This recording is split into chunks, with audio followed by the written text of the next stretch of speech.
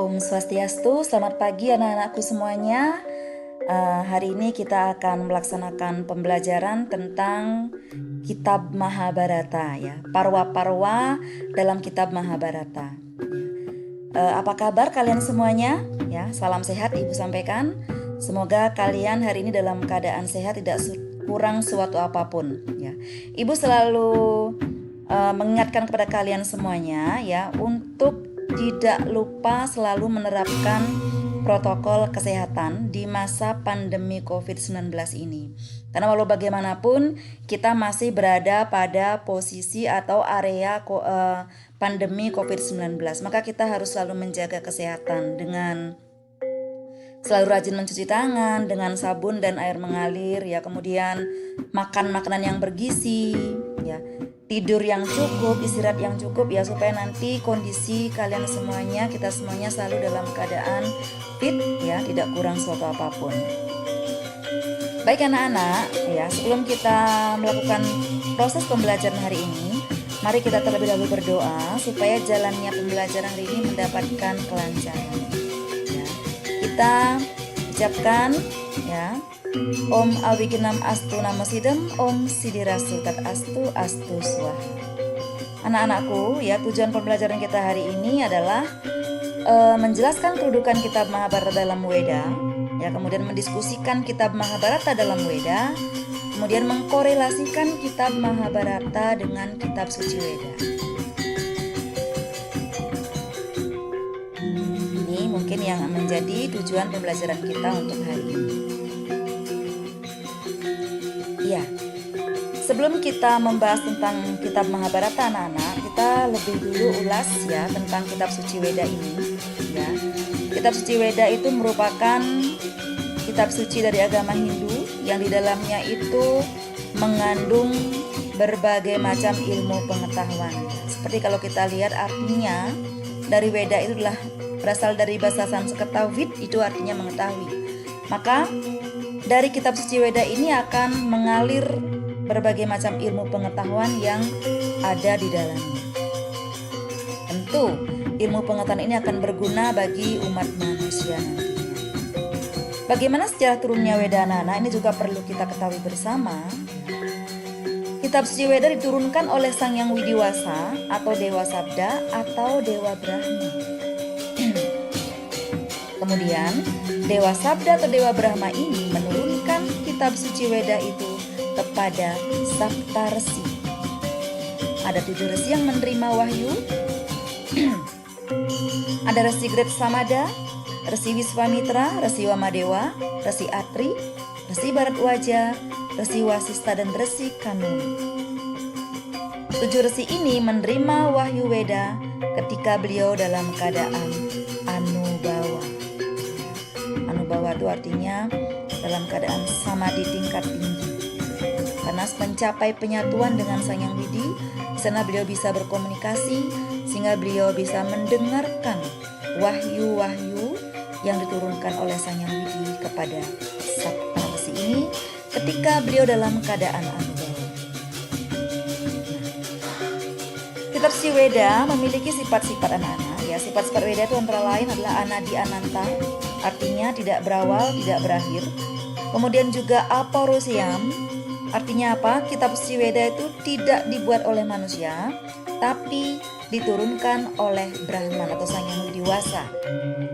Weda juga bersifat fleksibel, artinya tidak kaku. Dimanapun Weda itu berada, ya, maka Weda akan menyesuaikan dengan kondisi ataupun tempat di mana Weda itu diterapkan. Kemudian Weda juga bersifat universal. Artinya apa? Weda itu berlaku bagi seluruh isi alam semesta, tidak hanya kepada satu umat manusia, satu umat Hindu aja, tapi berlaku bagi seluruh isi alam semesta. Kitab Suci Weda ini sangat banyak jumlahnya anak-anak, maka sebenarnya kita lebih cenderung untuk menyebut Kitab Suci Weda itu sebagai Pustaka Suci Weda. Kodifikasi Weda ini merupakan himpunan Weda. Kenapa ini dikodifikasi? Yang mengkodifikasi adalah Resi Vyasa, anak-anak ya, supaya nanti kita lebih memudahkan untuk memahami daripada kitab Kalau kita lihat himpunan Weda ini secara garis besar ada dua, ada Sruti dan Semerti. Sruti itu merupakan wahyu, sedangkan Semerti ini merupakan penjelasan, karena Semerti ini merupakan Weda yang ditulis kembali berdasarkan ingatan para resi. Sruti ini terdiri dari 3 kitab, ada mantra, Brahmana, Upanishad. Sedangkan Semerti ada 2 kitab, yaitu Vedanga dan Upaweda. Nah, mantra ini bagian dari Sruti, anak-anak. Ini jumlahnya ada 4, maka kita sebut sebagai Caturveda Samhita. Dari Rigveda, Samaveda, Yajurveda, Atharvaveda. Ya. Ini tadi bagian dari Sruti, ada 3 tadi ya. Nah, yang tadi Ibu bahas adalah tentang mantra. Mantra itu ada 4 yang kita sebut sebagai Caturveda Samhita, yang masing-masing ini memiliki penyusun. Ya. Ada Resi Pulaha, Resi Jaimini, kemudian Resi Vaisampayana, Resi Sumanto. Ini keempat-empatnya adalah membantu Resi Vyasa di dalam menyusun kitab suci Weda itu sendiri. Nah, Vedanga ini merupakan bagian dari Semerti, ya. Vedanga ini terdiri dari 6 kitab, ada Siksa, Vyakarana, Canda, Nirukta, Jyotisa, Kalpa. Ini Ibu tidak usah terlalu mendetail membahas ini, Ibu hanya sekedar mengingatkan saja, ya. Mengingat kembali aja tentang materi Weda itu sendiri, karena walau bagaimanapun Mahabharata itu merupakan bagian dari kitab suci Weda. Ya. Nah, bagian kedua dari Semerti itu adalah Upaweda, anak-anak. Ya. Upaweda ini adalah terdiri dari 6 kitab, ada Itihasa, Purana, Arthasastra, Ayurveda, dan Gandharva Veda. Nah, dari kelima kitab ini, Itihasa inilah yang akan kita bahas secara mendetail. Kenapa? Karena kitab Mahabharata ini merupakan bagian dari Itihasa. Ya, Itihasa itu merupakan kitab dari bagian dari Upaweda, ya, yang menceritakan tentang cerita kepahlawanan raja-raja zaman dulu, kejadian-kejadian yang sebenarnya terjadi. Maka ini diulas di dalam Itihasa. Maka kita punya Mahabharata. Tidak hanya Mahabharata sebenarnya. Kalau kita lihat Itihasa ada 2, Ramayana dengan Mahabharata. Tapi kita di sini lebih membahas tentang Mahabharata.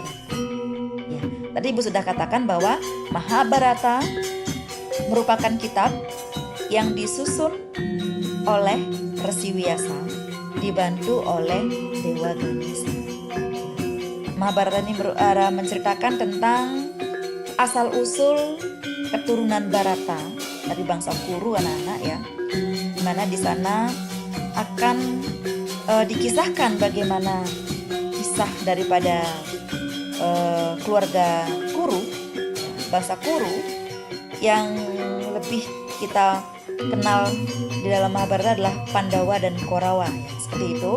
Nanti kita akan bahas sendiri di dalam Parwa-Parwa Mahabharata. Nah, yang paling kita harus pahami bersama bahwa Mahabharata ini memiliki kedudukan yang penting dalam kitab suci Weda.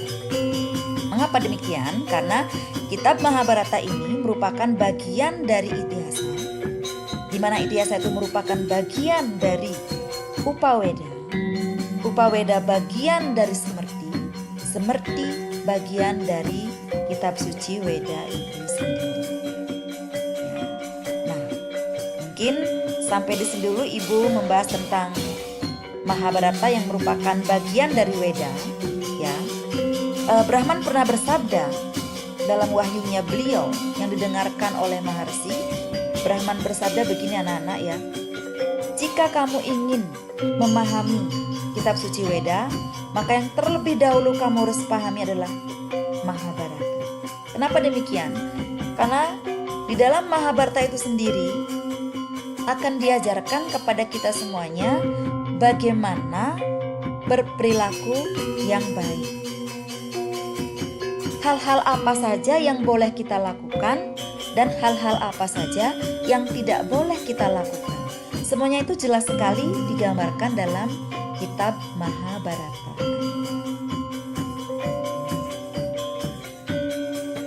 Baik, itu Hanya itu yang bisa Ibu sampaikan dulu untuk hari ini ya. Nanti selanjutnya kita akan diskusi di sini ya. Kita akan diskusi melalui chatting di Google Classroom. Baik anak-anak, Ibu akhiri dulu dengan para Masanti. Om Santi Santi Santi Om.